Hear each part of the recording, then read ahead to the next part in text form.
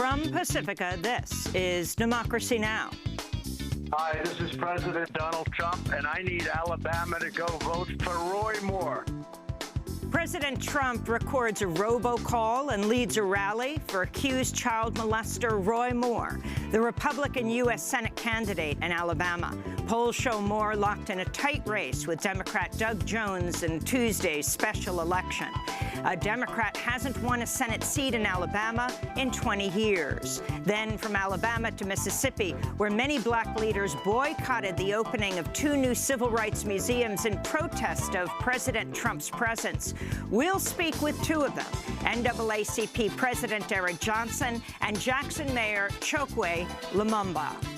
And in California, nearly 200,000 people have been evacuated from their homes amidst the 5th worst fire in California history. Historic winter fires fueled by climate change. The fatal blazes are now the 5th largest in California history. There was an awful lot of smoke came along with the fires, and at one point on my property, when the fires got to a very dry area, it sounded like water going over Niagara Falls. That's what the sound of the fire was in that particular area. But many farms in the area have stayed open. We'll go to California to talk about the fires and the farm workers, some of whom have been forced to continue working despite hazardous air quality. All that and more coming up.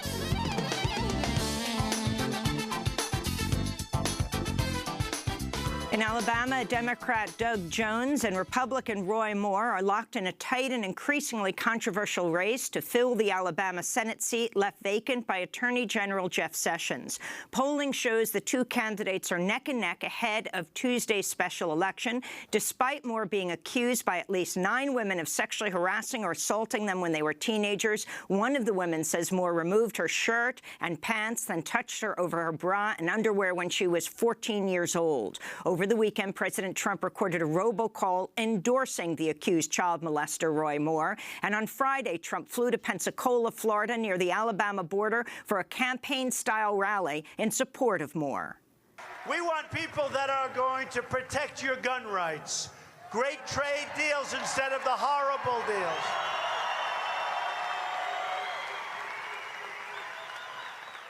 And we want jobs, jobs, jobs. So get out and vote for Roy Moore. On Sunday, Alabama Republican Senator Richard Shelby broke ranks with President Trump and the Republican National Committee, saying he would not vote for Roy Moore and that his state could do better. Meanwhile, the Doug Jones campaign orchestrated a massive get-out-the-vote effort over the weekend, backed by prominent African-American politicians. We'll have more on Alabama's special election after headlines. In the Gaza Strip, thousands of Palestinians marched in funerals Saturday for 2 Hamas members who were killed Friday when Israeli warplanes dropped bombs on several buildings. The Palestinian Health Ministry said at least 25 others were injured in the airstrikes, including 6 children. Reuters video of the aftermath showed a bloodied baby crying while being treated in a Gaza hospital. Israel's assault came after Palestinians fired at least 2 rockets into southern Israel. The rockets did not cause any injuries or damage. Elsewhere, Israel said it had destroyed a partially constructed tunnel connecting the Gaza Strip to Israeli territory. The escalating violence came amid spiraling tensions over President Donald Trump's decision last week to recognize Jerusalem as the capital of Israel and to relocate the U.S. embassy there.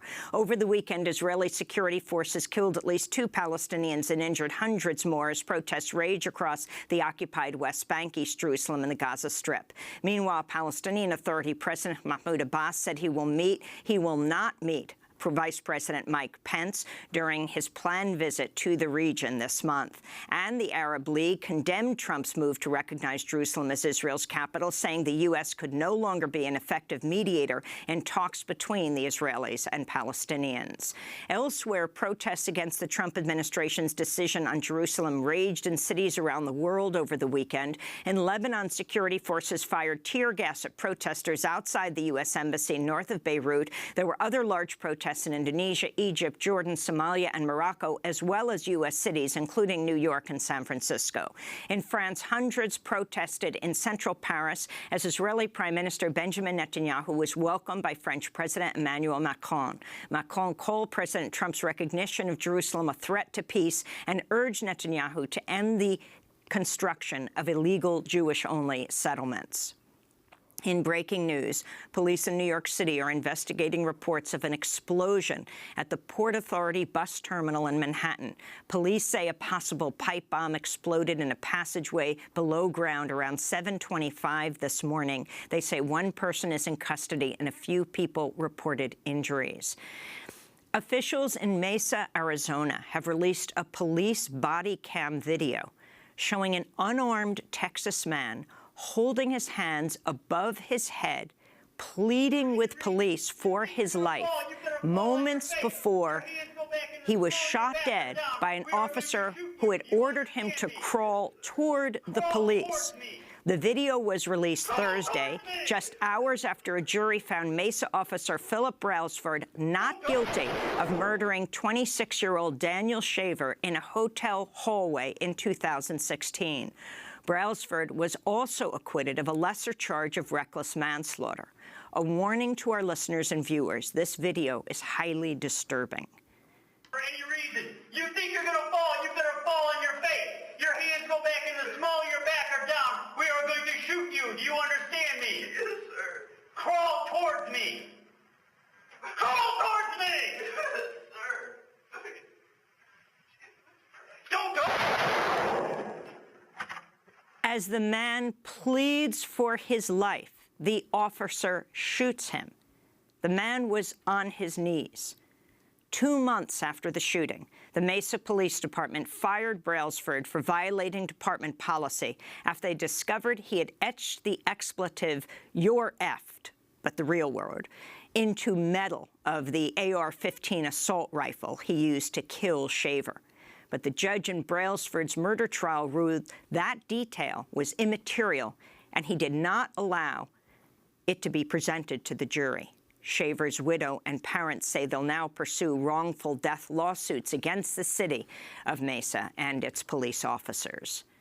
Drought-fueled wildfires raged towards South California's coastal cities over the weekend, prompting a new round of evacuations and rescue operations. Unseasonably strong winds have fueled blazes across California for nearly a week, scorching over 230,000 acres of land, still going strong, forcing nearly 200,000 evacuations, and at one point leaving more than 260,000 people without power.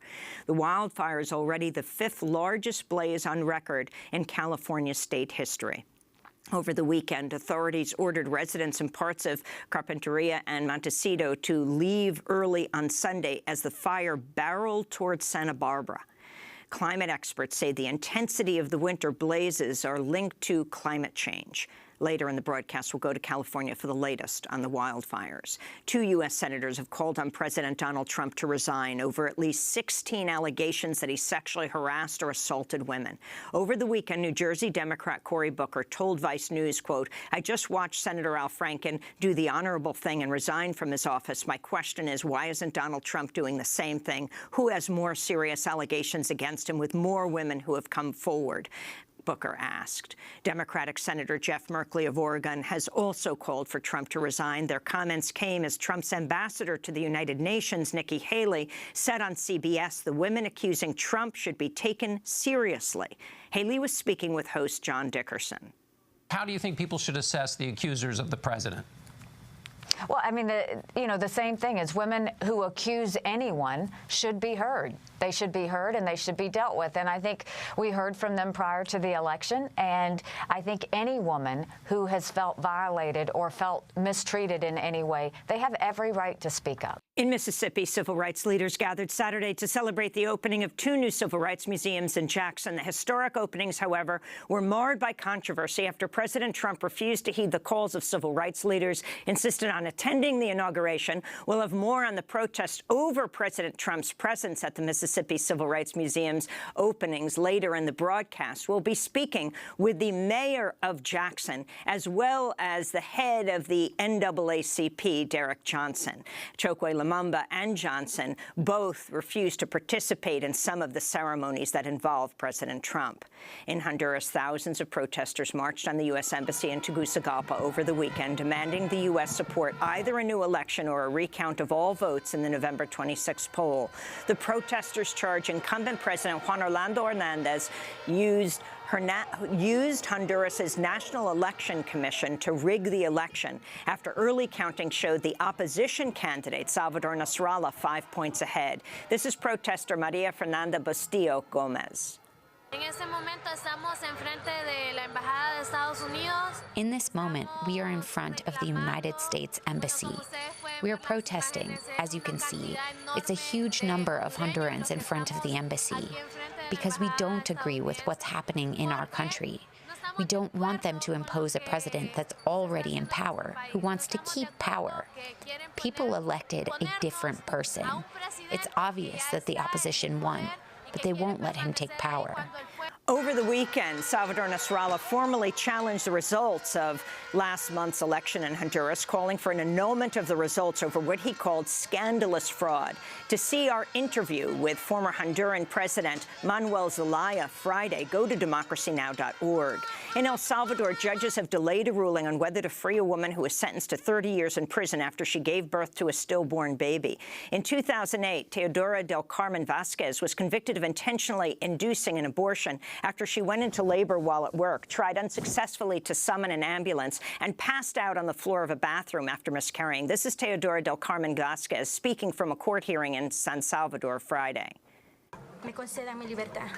They should give me my freedom. They should give me my freedom because I am innocent, because I have a family who is fighting for me, because I have people who love me and I need to be Drawn with them. support from human rights groups, including Amnesty International, which warns that her appeal for an early release is being considered by the same judges who sentenced her to a 30-year prison term over a decade ago. In the Philippines, thousands of people marked International Human Rights Day Sunday with a march through the streets of Manila calling on President Rodrigo Duterte to step down. Duterte has repeatedly boasted about personally killing suspected drug dealers, and he's led a bloody so-called war on drugs that's seen police and vigilantes carry out more than 7,000 extrajudicial killings. This is protester Renato Reyes, Jr. There are so many violations of human rights happening right now under the Duterte regime, and we feel that these violations are headed towards the establishment of an outright fascist dictatorship. And in Oslo, Norway, the Nobel Committee has awarded its annual Peace Prize to the leaders of the International Campaign to Abolish Nuclear Weapons, or ICAN. Accepting the award Sunday were Hiroshima nuclear bombing survivor Setsuko Thurlow and ICAN Executive Director Beatrice Finn, who in her acceptance speech alluded to the threat of nuclear war posed by President Trump. The story of nuclear weapons will have an ending, and it is up to us to decide what that ending will be. Will it be the end of nuclear weapons? Or will it be the end of us? One of these things will happen. The only rational course of action is to cease living under the conditions where our mutual destruction is only one impulsive tantrum away. That's ICAN Executive Director Beatrice Finn accepting the Nobel Peace Prize along with Hiroshima bombing survivor Setsuko Thurlow. To see our interview with Thurlow, you can go to DemocracyNow.org. And those are some of the headlines. This is Democracy Now!, DemocracyNow.org, The War and Peace Report. I'm Amy Goodman. We begin today's show in Alabama, where Democrat Doug Jones and Republican Roy Moore are locked in a tight and increasingly controversial race to fill the Alabama Senate seat left vacant by Attorney General Jeff Sessions. The election is Tuesday. A Democrat hasn't won a U.S. Senate race in Alabama for 20 years. Polling shows the two candidates are neck and neck, despite Moore being accused by at least 9 women of sexually harassing or assaulting them when they were teenagers. One of the women says Moore removed her shirt and pants, then touched her over her bra and underwear when she was 14 years old. She says she recalls thinking, I wanted it over with, I want it out, please just get this over with, whatever this is, just get it over. President Trump has repeatedly endorsed the accused child molester, Roy Moore, including on Friday when he held a rally in Pensacola, Florida, which is 20 miles from the Alabama border and in the same media market as Mobile, Alabama. We want jobs, jobs, jobs. So get out and vote for Roy Moore. Do it. Do it. That's President Trump speaking Friday. He's also recorded a robocall endorsing Roy Moore. Hi, this is President Donald Trump, and I need Alabama to go vote for Roy Moore. It is so important. We're already making America great again. I'm going to make America safer and stronger and better than ever before. But we need that seat. We need Roy voting for us. Roy Moore has had a long and highly controversial political career in Alabama that's been marked by racism, homophobia, Islamophobia, religious fanaticism. Judge Moore was twice ousted as Alabama's Chief Justice, first in 2003 for refusing to remove a monument to the Ten Commandments in the rotunda of the Alabama Judicial Building. After being reelected, he was again ousted in 2016 for ordering his judges to defy the U.S. Supreme Court's ruling legalizing marriage equality. He was a proponent of Trump's racist and discredited birther theory about President Obama. He's compared homosexuality to bestiality. He said Minnesota Congressmember Keith Ellison shouldn't have been allowed to be sworn into Congress using a Quran, which he compared to Mein Kampf. In 2011, Roy Moore proposed eliminating all amendments after the 10th, which includes amendments prohibiting slavery and the amendments giving women and African Americans the right to vote. In September, when asked at a campaign rally when he thought America was last great, Moore said, quote, "I think it was great at the time when families were united, even though we had slavery. They cared for one another. Our families were strong. Our country had a direction." Over the weekend, the Doug Jones campaign orchestrated a massive get-out-the-vote effort, particularly targeting African-American voters. A number of prominent African-American politicians, including New Jersey Senator Cory Booker, Alabama Congressmember Terry Sewell, former Massachusetts Democratic Governor Deval Patrick, all campaigned for Jones across the state of Alabama. Jones' campaign ads are also highlighting his history as a U.S. attorney in the 1990s when he prosecuted the Ku Klux Klan, the members who bombed the 16th century Baptist church in Birmingham, killing 4 young girls. On Sunday, Alabama Republican Senator Richard Shelby said he could not vote for his fellow Republican, Roy Moore. I couldn't vote for Roy Moore. I didn't vote for Roy Moore. I understand where the president's coming from. I understand we would like to retain that seat in the U.S. Senate. But I tell you what, there's a time, we call it a tipping point. And I think so many accusations, so many cuts, so many drip, drip, drip. When it got to the 14-year-old story, that was enough for me. I said, I can't vote for Roy Moore.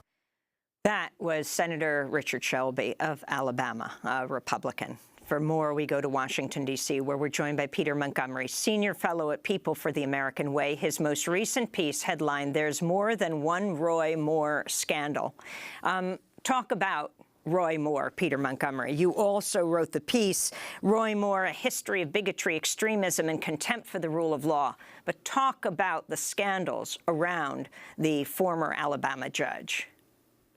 Well, your introduction did a great job outlining some of them. I think it's scandalous that we have the Republican Party and a president supporting someone for the Senate whose whole career has demonstrated such contempt for core constitutional principles and the rule of law. And that's before you consider the allegations that are made by a number of women about him preying on and molesting teenage girls. Roy Moore has a long record of violating court orders when he disagrees with them and when he thinks they violate his biblical worldview. Well, you've done a comprehensive look at his history. Go back to the beginning and talk about what you know about Roy Moore. Well, Roy Moore went to law school after he had gone to West Point and served in Vietnam. And after he got out of law school, he became an assistant district attorney which is when he has allegedly involved in preying on teenage girls. And after that, he became a state judge in Etowah County in the northeastern part of the state. And that's when he had his first big controversy over his misuse of the court to promote his religious beliefs. He hung a handmade plaque of the Ten Commandments in his courtroom, and he was beginning sessions with jurors with Christian prayers. And he was very explicit about the fact that others could join him in prayer, but only if they were Christians, because he wouldn't allow Muslims or Buddhists because they don't worship the right God. And so there was a lot of controversy over that at the time. This is the late 1990s. And religious right leaders from around the country came and rallied around him. And he sort of used that as the launching point of his political career and his first run for Chief Justice, which he was elected in 2000. And talk about being removed from the bench in both cases and what that means for a Chief Justice to be removed from the Alabama bench. Obviously, that's something very extraordinary. Here you have someone who is elected by the voters, who is the top judge in the state Supreme Court, and his fellow judges took steps to remove him for violating his professional responsibilities. The first time, he had, again, played on his support for the Ten Commandments and his desire to use the courts to promote his religious beliefs and his religious worldview. He had this huge Ten Commandments monument carved out of granite and brought into the state courthouse that he presided over. And when a court ordered him to remove that, he refused. And so for defying the court order, he was removed by his fellow judges. And it's interesting that Moore loves to say that he is the victim of persecution by radical liberals and LGBT people, but he was removed by other state judges from Alabama, and I don't think that's a hotbed of left-wing radicalism. Then a decade after he was kicked out, he was elected again, and this time he was challenged because he started to order lower judges in the state to ignore, first in 2015, a federal judge who ruled in favor of marriage equality in the state. And then later, when the Supreme Court of the United States had the Obergefell decision, which endorsed marriage equality across the country, he again told judges that they should not follow that order. And that was crossing the line the second time. And he was suspended permanently from his job that time. On the issue of homosexuality, Roy Moore has compared homosexuality to bestiality. Can you talk about President Trump's endorsement of Roy Moore? And did this surprise you, Peter Montgomery? I'm not sure if there's anything President Trump can do anymore that surprises me. And it doesn't surprise me that he supported Roy Moore because Roy Moore has praised President Trump, has positioned himself as someone who wants to help President Trump make America great again, and Trump wants his vote in the Senate. I do think that it's scandalous that the Republican Party has gone along with Trump and supported someone who is as extreme as Roy Moore is, and I think they really need to be held accountable for it.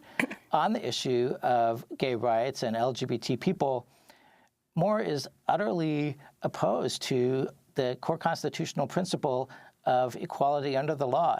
And it's not just about opposition to gay marriage for him. He wants to make homosexuality criminal. He wants to go back to the days when being gay was per se a criminal act. And he has backed up that kind of thinking as a judge. He supported in 2002 taking a child away from a woman because she was a lesbian, and he said that anybody who participates in such an inherently evil act as homosexuality is inherently an unfit parent, and that's pretty terrifying. Earlier this year, Roy Moore called for the removal of the judge who struck down Trump's ban on transgender people in the military, saying her decision was completely ridiculous and a clear example of judicial activism. Moore's statement said Judge Kolar-Kotelay should be impeached by the House of Representatives for unlawful usurpation of power. Not only has she placed herself above the Constitution, but she's also interfered with the powers of the president as commander-in-chief of the armed forces. Well, and that really takes us to another core constitutional principle, which is judicial independence and the rule of law. And Moore has no respect for judges who disagree with him. Obviously, the example you just cited is one. He also spoke at a religious right political conference earlier this year that I went to hear him speak. And he said there that the Supreme Court justices who supported and ruled in favor of marriage equality should be impeached. And he vowed specifically that when he gets to the Senate, he will use his power as a senator to stop what he called the submission to the federal judiciary by the legislative branch. So he clearly is no supporter of judicial independence, which is something that Americans have relied on to defend and uphold our rights. In 2011, Roy Moore proposed eliminating all amendments after the 10th Amendment, which includes the amendments prohibiting slavery, the amendments giving women and African Americans the right to vote. He was speaking on a radio show. Personally, I would like to see an amendment that says all the amendments after 10. Yes. That would eliminate many problems. You know, people don't understand how some of these amendments have completely tried to wreck the form of government that our forefathers intended. Peter Montgomery, can you talk about this? Eliminating everything after the 10th Amendment. And then when asked by the only black member of an audience recently about when was America great, you know, referring to Make America Great Again, he refers to slavery time. Yeah, this really gets to a big picture worldview on the fringes of the conservative movement that Roy Moore is deeply intertwined with. You know, this nostalgia for a constitutional order that is utterly grounded in states' rights, where the federal government has radically limited powers to interfere with what the states do and to protect individual civil rights. And Roy Moore is very tied up in that. It's connected to a radical Christian Reconstructionist theology that says the federal government has no role in education or care for the poor or feeding the hungry, that those are all jobs that God has reserved for the family and the church. So it's really disturbing to hear Moore talk like that. But when you realize the worldview that he's coming from, and that he has made has been made very clear during his career that he embraces, it's not that surprising. Roy Moore said, "I'm going to tell you about the only thing I know that the Islamic faith has done in this country is 9/11. He also said that the Quran, Keith Ellison, the first Muslim member of Congress, should not be able to be sworn in on his holy book, on the Quran, comparing it to Mein Kampf. Yeah, I think the whole episode with Keith Ellison should, in itself, even if you ignore all the other things we've just talked about, all the other radicalism and extremism, the Keith Ellison episode itself should make him unfit and should, you know, shame every Republican who's now endorsing him. Here we had Keith Ellison, who was elected to serve in the Congress, and as a Muslim, he chose for his ceremonial swearing in to use the Quran the way most members of Congress, when they come in, they do a ceremonial swearing in using the Bible. And, you know, Roy Moore just used that as an opportunity to display his raw religious bigotry and his belief that Christians in America are the real Americans. And he said that Congress should refuse to seat Keith Ellison, because he said that it's impossible for a Muslim to honestly swear an oath to uphold the Constitution. And it's so offensive that I think really that in itself should be disqualifying. Peter Montgomery, right now, the race is too close to call. At Democracy Now!, we really don't rely on polls very much before, the day of the election. Can you talk about the strategy of Doug Jones this weekend, bringing in top African-American leaders to push hard to get the African-American vote out? It might simply be vote count being up, the issue in Alabama of voting polls being cut down under voter laws that have been increasingly restrictive. Well, we certainly see that that's been one of the big picture strategies from the Republican Party in recent years, particularly once the conservatives on the U.S. Supreme Court gutted key provisions of the Voting Rights Act. So voter suppression and laws that make it harder to vote are a huge concern. So I think that the kind of concerted get out the vote and mobilizing is really important. And it's great that the party and the Doug Jones campaign was doing that. I know Doug Jones has also been trying to build on the sentiments that were expressed by Richard Shelby in your introduction among the Republicans who do not feel comfortable being represented by Roy Moore. And Doug Jones has run some ads featuring those Republicans to try to, I think, encourage Republicans who might cross over. So I think it's important that he's doing both those things, that he's appealing to Republicans who just can't go there with Roy Moore, but he's also really working hard to get out the Democratic vote, because that's really the only way Doug Jones has a chance to win. Finally, there was a Vice focus group. Frank Luntz interviewed some of Moore's supporters. One said, 40 years ago in Alabama, there's a lot of mamas and daddies that would be thrilled that their 14-year-old was getting hit on by a district attorney. Another voter said the women's reputations were questionable at the time. Peter Montgomery. The allegations of sexual abuse and that Roy Moore is an accused pedophile. Yeah, the focus group was really disturbing for a number of reasons. And, you know, the one you mentioned about someone saying, well, back then it would have been okay, it's really stunning. You know, there's some really good work that's been done by religion scholars, including Julie Ingersoll, who's reported on the fact that within, certain parts of the conservative Christian movement that focus on biblical patriarchy and female submission to men, this idea of older men marrying teenage girls is part of that subculture.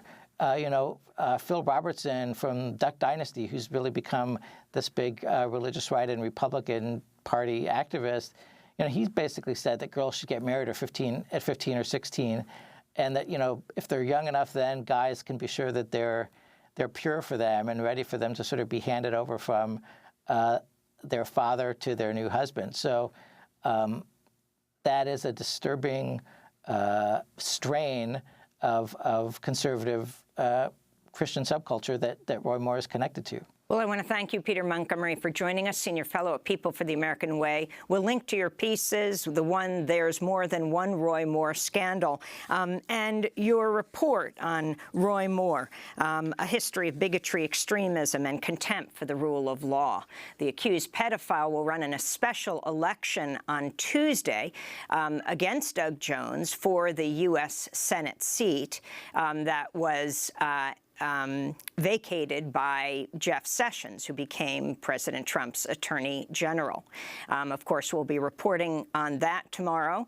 And Richard Shelby, the latest news, the Alabama Republican senator coming out against Roy Moore, saying he could not support him.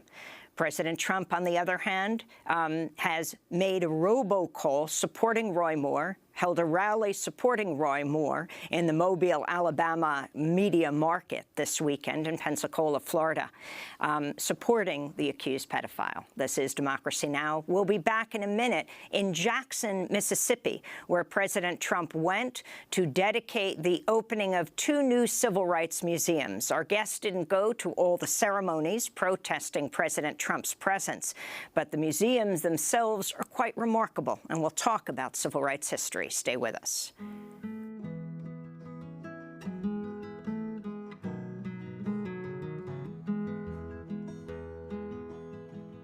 How she could sing the wildwood flowers the orphan girl he would love so long. In the end, he knew she'd been his finest hour, and all he has left of her is a song. He first saw her standing by a cabin door. Her song was ringing out in a voice so strong and sure to the lonesome valley. He'd bring her there to be his bride, where they would live and work together side by side.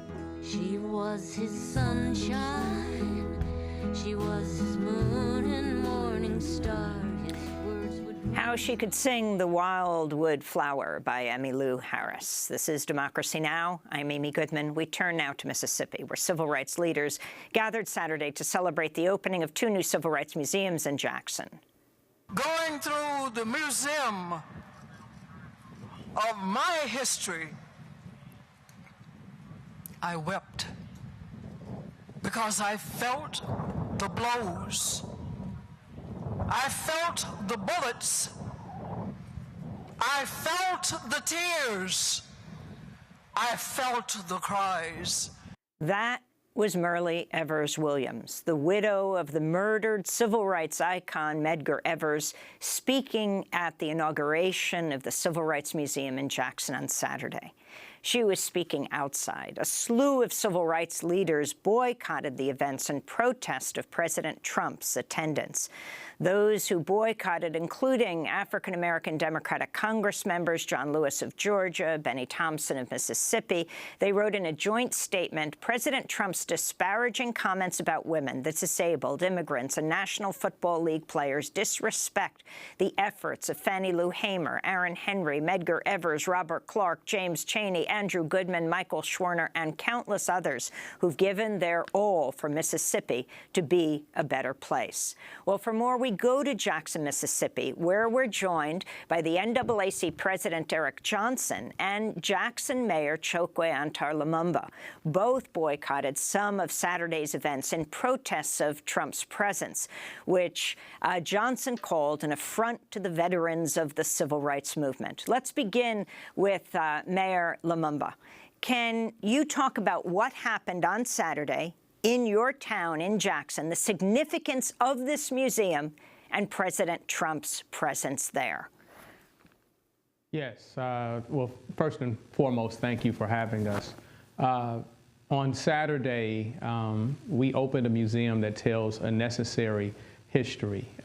You know, it speaks to horrible suffering that has gone on in Mississippi and the need to put that story forward so that we don't repeat those same mistakes.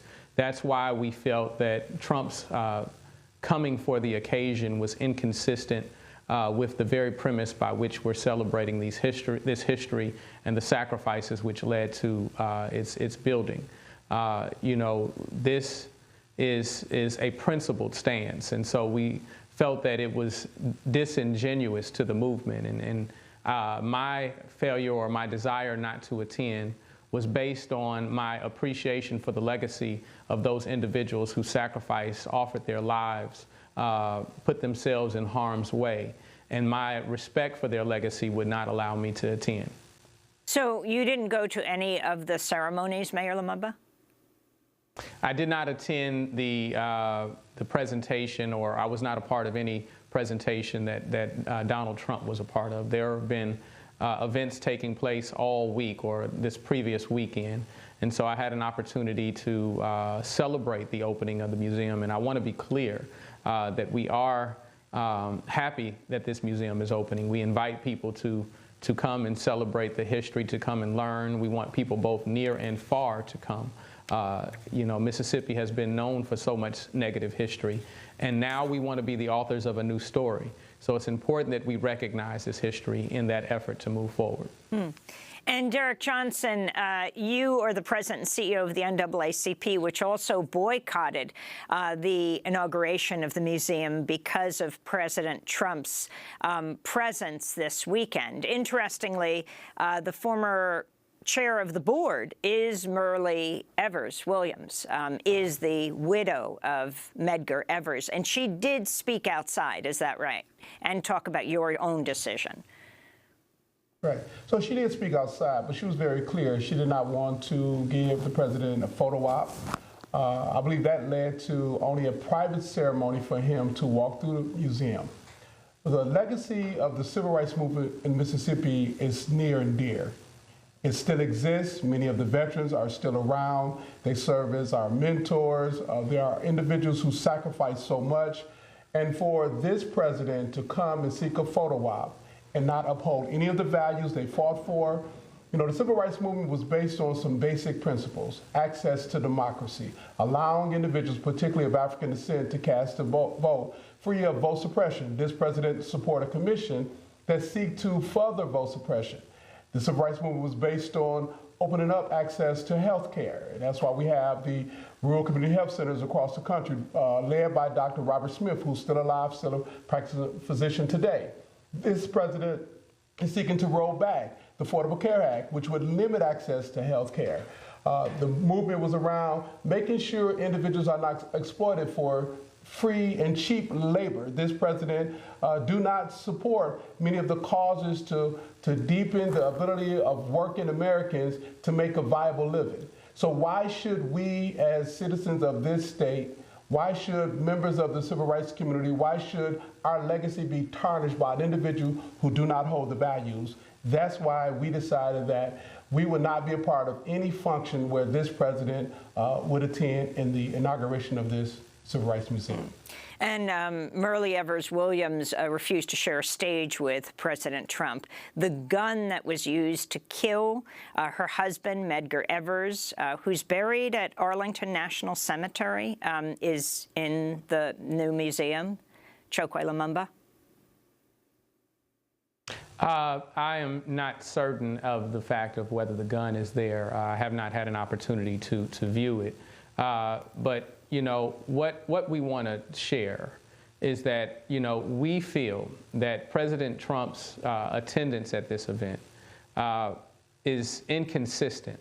It's inconsistent with the policies he implements, such as Mr. Johnson so appropriately articulated. And so this, you know, is more than just politics as usual. It's not about, you know, Democrat or Republican. It's about understanding that we have to have a principled stance and an admiration. Both Derek and myself are children of a movement. We you know, look and learn from these individuals, as he suggested that we had such great admiration for Myrlie Evers and the various other veterans of this movement. And so out of that respect and appreciation, we felt it was important that we not be present. And we understand the contradiction that other individuals have had to face in going. And so we're not casting any judgment on any individual who made the choice to attend. But we felt that our principled stance had to be one of not allowing Donald Trump an opportunity for a photo op. I'm looking at a piece by the great Jackson, Mississippi investigative reporter Jerry Mitchell, who says the Mississippi Civil Rights Museum is the first of its kind in the nation to be state-sponsored and state-funded. Another $19 million has been raised privately for the exhibits. Millions more have been raised to ensure that every ninth grade student in Mississippi can visit the Civil Rights and Mississippi History museums. Can you talk about this, Mayor Lumumba? Well, we celebrate the work that has been done to bring this into fruition, both, you know, from the state's standpoint and the many other unnamed individuals. There's been a lot of work that has gone into it, you know, bringing the exhibits forward. The courage of the individuals who survived this movement and continue to push forward the ideals of the movement. You know, those are necessary contributions. And so, you know, as I said at the top of our discussion, we encourage people both locally and abroad to visit these museums, to learn of this history, and to go on several occasions. And so this is a necessary point in our history. It's where we're speaking to a necessary story. And so we want everyone to learn of that story. We want everyone to, beyond just learning of it, embrace the ideals. And so when we speak about the attendance of the president, we understand that it is important to have museums like this. It is important to talk about the history. But even more important than the celebration of a museum is the celebration of the ideals of this movement in our actions each and every day. And that is what we have found to be inconsistent in the president. Responding to Congressman Lewis and Thompson. But let's be clear about Jerry Mitchell's piece. The reason why this is the first state-sponsored civil rights museum is a direct result of the success of the civil rights movement and all the fights that were made in furtherance of it. The state took on this because we have more black elected officials than any other country. When this was first adopted, the Legislative Black Caucus, being the largest caucus in the House of Representatives, were forceful in making sure that legislation was moved through. That's a direct result of the civil rights struggle. As a result of those fights and many others, we celebrate this accomplishment. This was not the benevolence of the state. This is the hard-won fought of individuals who sacrificed much, continue to fight. When you see Marilyn Mubin and myself sitting here, we are part of a continuum. We have many of the same mentors. We identify with the same causes because we want to see a state like Mississippi to allow all of the citizens to benefit from the fruits of the state. We still are fighting. We have a Confederate emblem in our flag. We have individuals who would prefer neither one of us to be in the positions that we are in. And so the struggle continues as we celebrate the accomplishments of those that we're picking up the baton from to continue this fight. Interestingly, Vernon Dahmer Sr. died defending his family from a nighttime attack by the Ku Klux Klan on January 10th, 1966. Inside the Civil Rights Museum, Trump viewed a photograph of the 4 Dahmer sons, all in the armed forces at the time, returning home to find their family home burned to the ground. The Dahmer family skipped Trump's speech, but did attend the opening ceremonies. Now, I wanted to get comment. Derek Johnson, responding to Congressman Lewis and Thompson skipping the Civil Rights Museum opening in Mississippi, the White House Press Secretary Sarah Sanders said on Thursday, "We think it's unfortunate these members of Congress wouldn't join the president in honoring the incredible sacrifice civil rights leaders made to right the injustices in our history. The president hopes others will join him in recognizing that the movement was about removing barriers and unifying Americans of all backgrounds." Very interesting that he would say that, considering the civil rights leader, one of them who did boycott, was one that is being, that was a part of this movement, to say the least, as you're pointing out, so many people were who boycotted, and that was John Lewis. So that shows you the shallowness of this administration's understanding of the civil rights movement. Both Congressman John Lewis spent a substantial amount of time here in the state of Mississippi. He sacrificed much. Congressman Thompson was a part of the civil rights movement towards the latter part. Chokwe Lumumba was a part of the movement during the latter part. That's a shallow view of what's taking place. And if Congressman Thompson or Congressman John Lewis or Ms. Evers or Hollis Watkins or any of the veterans of the civil rights movement decide to attend or not to attend, they have earned the right to do so, because the celebration of the opening of this museum is a celebration of their hard work, their sacrifice, and their determination that all members of this society will be treated with human dignity. If I may add, that the president's effort to define a civil rights movement for us in Mississippi further demonstrates that he misses the point, that he does not understand that it is not for him to define for us, that the individuals who have sacrificed their lives that came for this celebration fully understand what they were engaged in. As Derek and I sit here at this moment, we don't make the stance or take the principled stance that we were not going to attend out of ignorance, but out of understanding. Because, as Derek mentioned, my father was actually mentioned in the COINTELPRO documents here in Mississippi. There's an exhibit that reflects work that he was a part of in the 70s. And so we're well aware of what this means. We're well aware of what the civil rights movement meant at that time and what it means today. And that is why we take the principled stance that someone whose policies, someone whose actions demonstrate on a consistent basis that he has no intent on advancing the ideals of this movement, that it would be inconsistent or it would be inappropriate for us to stand and allow him a photo opportunity. I wanted to ask you about Cory Booker coming down this weekend to Alabama and Roy Moore. He has called for President Trump to resign. Chokwe Lumumba, mayor of Jackson, do you feel Trump should resign? He was talking about the 16 women who've made allegations of sexual harassment and abuse against the president. Yeah, I think that the president has demonstrated a recklessness that is very concerning, and I think that in light of that policy, in light of the contradictions that we see throughout the country, as we talk about civil rights, we can't talk about civil rights without discussing women's rights. And what I am happy is that we are bringing into the forefront discussions that have needed to be had a long time ago. And any person who has failed to respect, who has dishonored a woman in any way, such as the president is accused of, if that is true, he should step down. And Derek Johnson, you're president and CEO of the NAACP. Are you calling for President Trump to resign? You know, for me, what is the standard? It's the standard that you treat all humans with dignity, with respect, and you are operating with a level of integrity.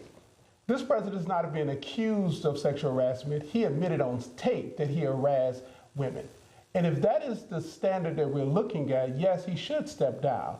It is the same standard they held for President Clinton during the Monica Lewinsky situation. It's the same standard when they called on the senator from Minnesota to step down. It's the same standard that we should uphold ourselves, that everyone should be treated with human dignity, whether you're African-American, whether you're a woman, whether you're Latino. And with that standard, we can make a better democracy. But if you try to operate with a level of hypocrisy and bring your moral judgments against others, and yet you cannot hold that same standard, then you are not entitled to the dignity of the office of the presidency. Finally, you should not be entitled to that office.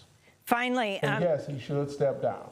Mayor Lumumba, President Trump used this trip coming to Jackson for the museum also to hold a campaign rally for the accused pedophile Roy Moore in neighboring Alabama. You're a mayor of a southern city right near Alabama. What would be the effect of Roy Moore being elected on Tuesday in this special election? Your thoughts on Roy Moore? I think that you know, it further advances this effort to see a rise in bigotry in our society, a rise in all that this movement that we support was against. And so, you know, it further demonstrates inconsistency. It further demonstrates that the principle or the values that people suggest that they stand for is inconsistent with their actions. I've been listening to conversation about whether this is a value versus interest discussion in the support of Roy Moore. Your values should never be in competition with your interest. Your interest should always support your values, and at any point that your interest and your values depart, then your values should win out at the end of the day. And so anyone who could take advantage of children, anyone who, you know, I'm the father of a little girl and have another little girl on the way.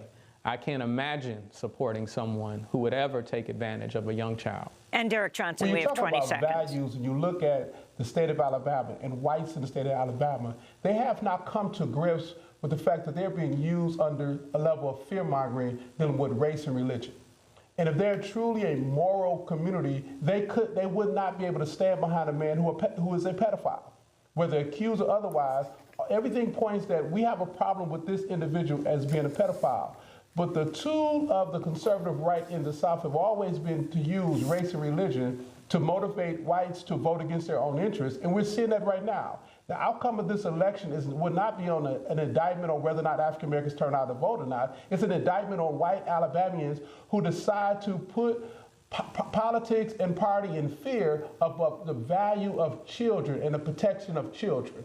And it'll be a sad state for this nation, for that individual to be seated in the U.S. Senate, but it also is a commentary on how far we have not come as a country in the South, particularly the white community across the South, who will put party and culture and misaligned values above the protection of children. I want to thank you both for being with us. Derek Johnson, President and CEO of the NAACP, and Chokwe Antar Lumumba, Mayor of Jackson, Mississippi. When we come back, we go to California, the 5th worst wildfire in the state. We'll talk to 2 people deeply concerned, among other issues, of farm workers who are being required to work and without protective gear. Stay with us.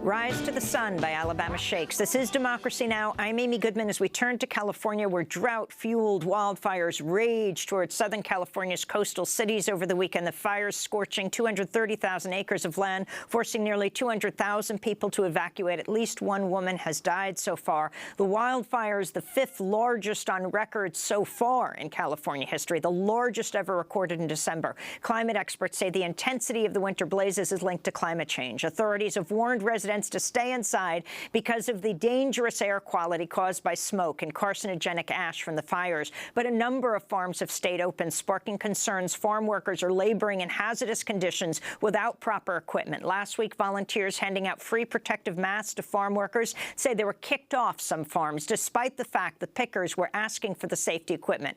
For more, we go to Southern California, where we're joined by 2 guests. Via Democracy Now! Video stream, Lucas Zucker joining us from Ventura in Southern California, evacuated last week due to the wildfires. He's Policy and Communications Director for CAUSE, Central Coast Alliance United for Sustainable Economy, helped distribute respirator masks to farm workers who had to continue working despite the hazardous air quality conditions. By phone, we're joined by Democratic California State Assembly member Monique Limon, who represents Santa Barbara and Ventura County. State Assembly member Limon, can you tell us what you are calling for right now? So in terms, I mean, we have 2 areas where we are really focusing on the fire itself, but also in terms of the farm workers. You know, we've had the ability to talk to Cal OSHA, which is our Department of Employment and Safety. We've also had the ability to talk with the Growers Association, and that has been particularly useful in making sure that we ensure that all of the farmers have information about how to keep workers safe during these conditions. This is an emergency situation, and what concerns us is that in both Santa Barbara and Ventura County, not only have we had bad air quality, but the system in place to measure air quality has actually deemed it hazardous in certain parts of these counties. And so it's been been very much part of our messaging to our entire community that air quality is so bad that it's considered hazardous in some areas, bad in others, and that we've asked that people take care of their health.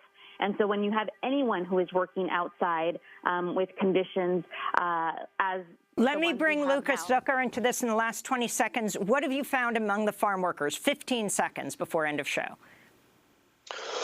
Sure. Well, we've found thousands of farm workers out in the fields of Ventura County without the protective masks that they need. We've been mobilizing folks in the community out to talk to them, but you know, workers are really faced with this horrific choice of either giving up the income they desperately need in a time like this, or be out in conditions that are endangering their health and safety. We're going to leave it there, but we're going to do part 2, posted at democracynow.org. Thank you so much, State Assembly member Monique Limon and Lucas Zucker of CAUSE. I'm Amy Goodman. This is Democracy Now! Check for the WebExes.